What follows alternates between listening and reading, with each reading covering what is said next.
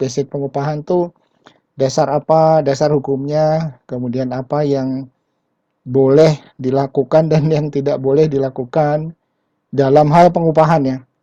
Kemudian nanti ada perhitungan lembur karena terkait pengupahan. Saya akan sampaikan ketentuannya juga cara perhitungannya.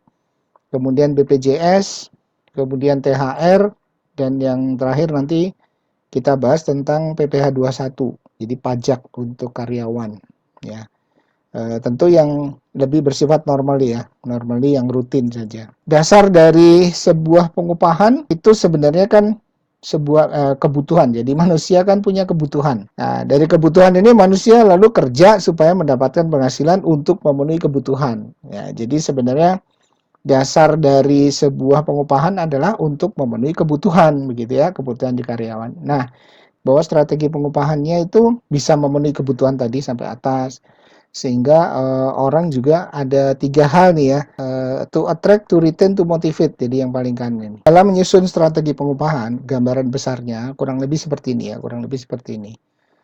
Pertama itu sumbernya adalah corporate strategi. Jadi strategi perusahaan Bapak Ibu. Ya, perusahaan Bapak Ibu di bidang apa nih? Tadi ada perkebunan, ada manufaktur, ada jasa dan lain-lain ya. Framework juga dalam total reward gitu ya. Jadi yang basicnya ya boleh dibilang ini akan memenuhi kebutuhan-kebutuhan dasar tadi ya, pokok. Kemudian tadi ada ada keamanan gitu ya. Setiap pekerja berhak atas penghidupan yang layak bagi kemanusiaan. Ini kata-katanya saya ambil dari regulasi, dari undang-undang, dari PP. Upah itu apa ini? Upah itu adalah hak, ya, hak yang diterima dan dinyatakan dalam bentuk uang. Ya, ini Bapak Ibu ya. Jadi kalau kita membayar upah, itu wajib bentuknya uang. Ya, begitu ada upah, kan ada kesepakatan. Kesepakatan pemberi kerja dengan pekerja dan ada upah. Nah, ini sudah ada hubungan kerja. Dan terus penghasilan yang layak itu diberikan dalam bentuk upah. Ya, ada satu bentuknya upah. Ya, dalam regulasi prinsipnya sifatnya tetap atau tidak tetap kalau mau ikut regulasi.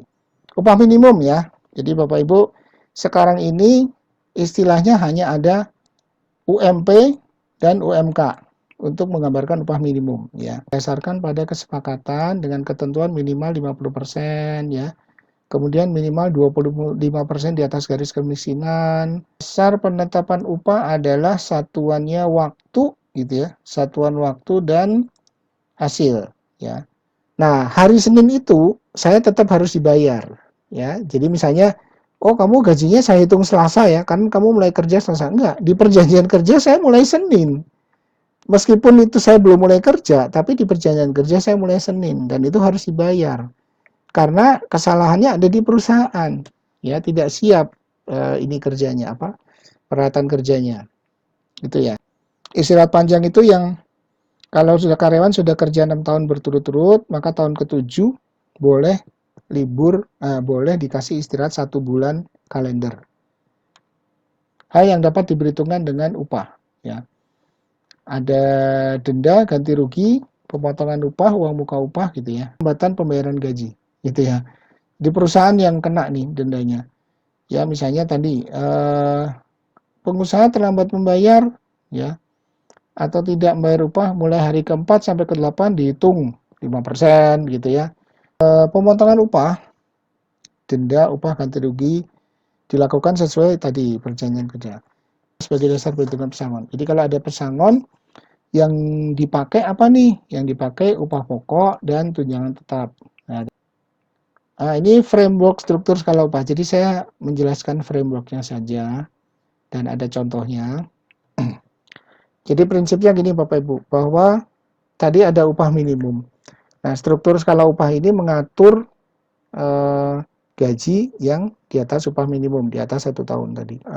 Yang disebut struktur skala upah, struktur itu tingkatan. Ya, jadi ada Bapak Ibu harus harus membuat leveling atau tingkatan atau golongan yang berstruktur untuk setiap gaji. Ya, nah ini contohnya seperti ini. Ya, jadi ada tingkatan. Ini golongan jabatannya kan ada ke kanan makin naik kan. maka upahnya juga makin tinggi. Nah, ini struktur upah nih. Ini contohnya. Ya, Bapak Ibu, contohnya seperti ini. Oke, waktu kerja lembur adalah waktu kerja yang melebihi 7 jam sehari dan 40 jam seminggu. Pekerjanya melebihi waktu kerja wajib membayar upah lembur. Jadi ada upah nih, lembur untuk lemburan. Bagi pekerja termasuk golongan jabatan tertentu, ya, golongan jabatan tertentu tidak berhak atas upah lembur, ya, dengan ketentuan mendapat upah lebih tinggi. Contohnya tadi yang saya cerita di Pak Andrew, gimana ngatur tunjangan jabatan tadi. Kalau yang di level bawah mungkin bisa kita atur dengan cara mengkompensasikan upah lemburnya, gitu ya. Upah lembur itu didasarkan pada upah sejam. Upah sejam itu dari mana? Upah sejam itu 1/173 kali upah sebulan. Ini contoh perhitungannya, ya. Kalau lemburnya misalnya 5 hari kerja nih, bukan hitungan manual ini ya, lembur Senin 3 jam, oh ini saya ganti-ganti nih. Oh iya, ini kan 3 jam ya, jam pertama, kedua, ketiga gitu ya. Oke, kita masuk ke BPJS dan pajak ya, tarif ini. Ini saya pisahkan di dua tabel atau lebih. Itu.